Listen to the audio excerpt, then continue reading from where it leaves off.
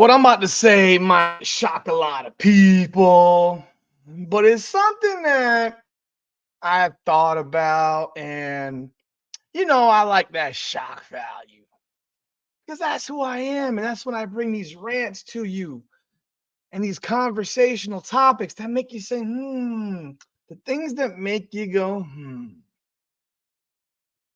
So tonight I'm watching the unrivaled game between the Lunar Owls and Rose, the game I pubbed up.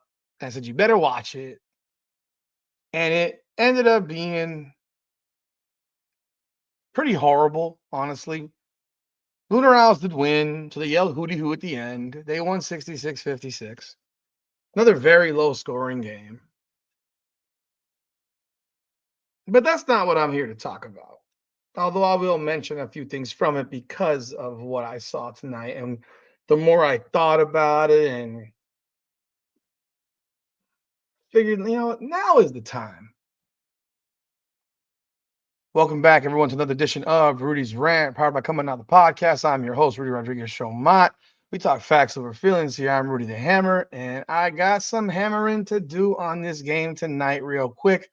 But really, the topic is not about the game per se, but things that I saw in the game that I'm going to remind y'all about. I'm going to remind y'all about them because while the Lunar Owls did get the win, game was pretty awful. If not for a lot of turnovers, Angel Reese outplayed Nafisa Collier again. Again. She had 17 and 10.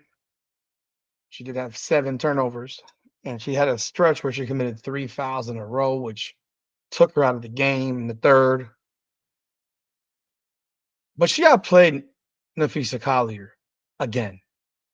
Collier finished with 16 points, 9 boards. But it wasn't the numbers per se. She got Nafisa Collier out of her element. She got Nafisa Collier frustrated. She got under her skin. She did the things that you need to do to bother your opponent. And it worked. Because there's video clips of Nafisa Collier pushing Angel Reese in the back and barking at her and things that you don't see from Nafisa Collier. Because Nafisa Collier is typically chill. Very, very subdued and mellow. Remember when I talked about my video, I said Scott Diggins got an attitude. Chelsea Gray's got an attitude. Angel Reese has got an attitude. Fisa Collier don't have, Courtney Lewis got an attitude. Fisa Collier don't have much of an attitude. Well, kind of reminded me of Dennis Rodman getting up under Alonzo Mourning to the point where Alonzo Mourning wants to punch him in the face and gets him all out of his element. And when you do that to somebody, you've got him. And I saw Nafisa Collier hesitant, not wanting to go at Angel Reese, not wanting to attack the basket, settling for perimeter shots, and then missing a lot of in-close, easy ones. Now, the Lunar Owls did win the game, largely because of Shakira Austin and Courtney Williams off the bench going 14 and 20, combined for 29 points. Chelsea Gray had her worst game since January. They really locked her down. I mean, this was a defensive struggle, this game. But this isn't about this game. This is about the fact that the more I'm watching, the more I'm seeing that a lot of these women don't know how to play basketball. They don't understand angles. They don't understand the most basic fundamentals of boxing out. And when I'm watching Angel Reese tonight, I'm watching it from a different perspective. I'm sure people are going to get upset again because I'm saying things that are positive. Now, she turned it over 7 times. She was very loose with the ball. And just a lot of they as a team, they had 16 turnovers. She wasn't the only one. But she understands angles. And when I'm watching them, I'm watching people fall in love with watching the shot rather than boxing out. Boxing out is the most simple skill in basketball. Just shot goes up, get the body, turn around, widen your base, box them out. You cannot watch the shot come up, go down, because you know who's boxing out and positioning herself properly for the rebound? Angel Reese. Angel Reese is positioning herself for the rebound every single time. And she does it better than anyone in the WNBA. And by far in the Unrivaled League, where she might be the strongest player physically in the league. Some people say she weighs 165 pounds. I don't believe that for shit. You will not convince me that Angel Reese weighs 165 when Rakea Jackson, who is a beanpole, is listed at 175. No, sir. Angel Reese has got to be about 200 pounds. She is strong, man. And she is figuring out, she's doing things that these other players, man, they either don't know how to do it or they're not willing to do it. And angles, she seems to know angles and the geometry class a lot better than the rest of these women.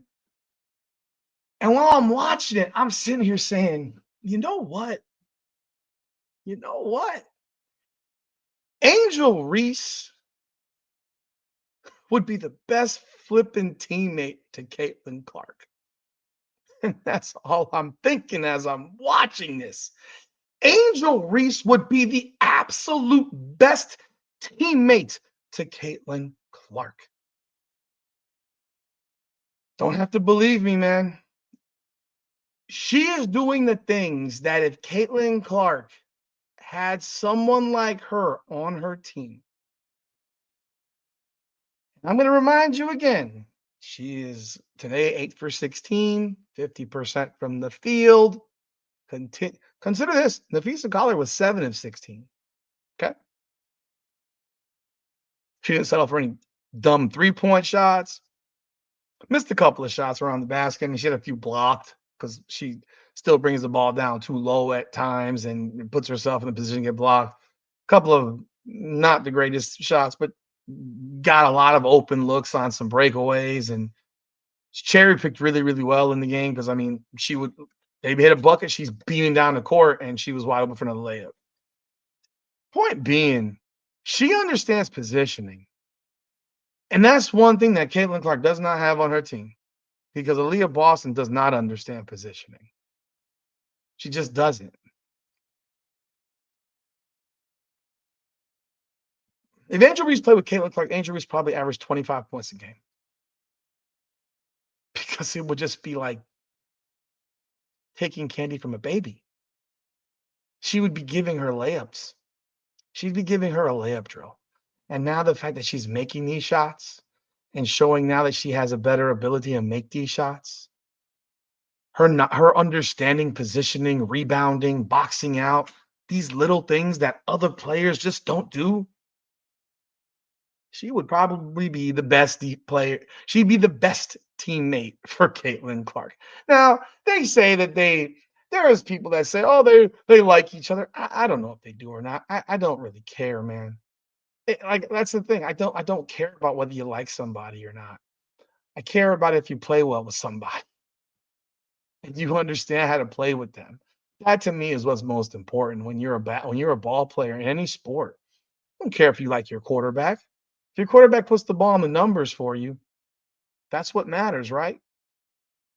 So yeah, I was thinking about it as I'm watching this, and I'm like, my God, she is kicking Nafisa Collier's ass again. She's kicking her ass again. And I know she's a little bit bigger than Nafisa Collier because here, think about this. Nafisa Collier is listed, I think, at like 190 or something like that. She's 6'1". Well, she's listed at 180, actually. But against Angel Reese, man, she just doesn't want to go at her. It's a little bit weird. It's almost like she got intimidated by that last game because she was settling a lot. And because she settled early, she couldn't get her game going. And yeah, I think she played better later on, but this game, with how poorly the Rose shot the ball, this is a game Lunar Owls should have won by 20. They missed like 4 free throws or 3 or 4 free throws in the first quarter alone that cost them 6 or 8 points. They blew the game open late in the third, actually, which coincided with Reese sitting on the bench to where they brought Reese back in the game with 2 minutes left because the Lunar Owls were going on a run. But yeah, those are my thoughts. I think that, man, the more I watch this game today, I'm sitting here like, man, the best teammate in the world for Caitlin Clark would be Angel Reese.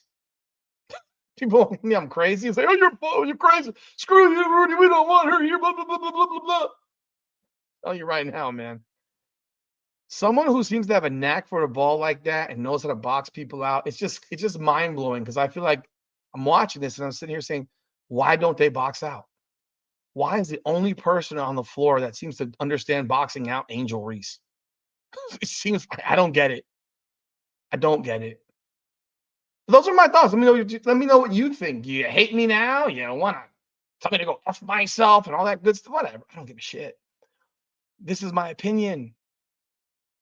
It ain't gonna happen for a while. It'll happen in the Olympic team. It might happen in another All-Star game, but it won't happen for a while. But I think at some point it might, if it's a possibility. It's definitely a possibility at some point. I wouldn't put anything past it. And if it ever happened, I wonder how people would react. All the Reese and Clark fans and the Clark and Reese fans would have to have a kumbaya moment. Sit by the fire, get your stick with your s'mores and your marshmallows and hug it out. But you leave a comment. Let me know what you think. Like, subscribe, follow, ring that bell. This is Rudy's Rant. Facts over feelings. Come on now.